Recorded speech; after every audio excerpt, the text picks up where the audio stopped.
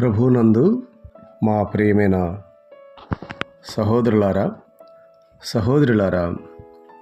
ఫిబ్రవరి 15వ తారీఖున దైవమర్మములు అను పుస్తకంలో నుండి నిర్గమాకాండం 25వ అధ్యాయం 5వ వచనం.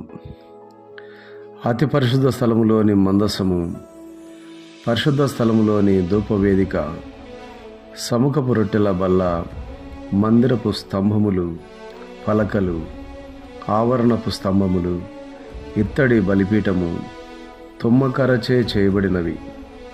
తుమ్మకర్ర సామాన్యమైన చెక్క, ఎక్కువగా దీనిని వంట చెరుకుగా ఉపయోగింతురు.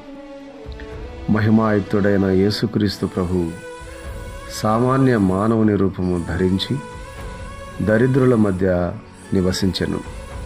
ప్రభు అయిన యేసుక్రీస్తు తుమ్మకర్ర వలె సామాన్య మానవుడుగా ఈ లోకములో జీవించినప్పటికీ ఆయన పరిపూర్ణ మానవుడుగా తాను జీవించిన కాలములో మానవులు ఎదుర్కొన్న సమస్త శోధనలను ఎదుర్కొని వాటిని జయించెను. గనుక ఎట్టి సమయంలోనైనను ఎట్టి సమస్యలోనైనను మనకు సహాయపడగలడు. హెబ్రీయులకు రాసిన పత్రిక 2వ అధ్యాయము 18వ వచనం. దేవుడు మనకు కూడా సహాయం చేయనుగాక. ఆమెన్.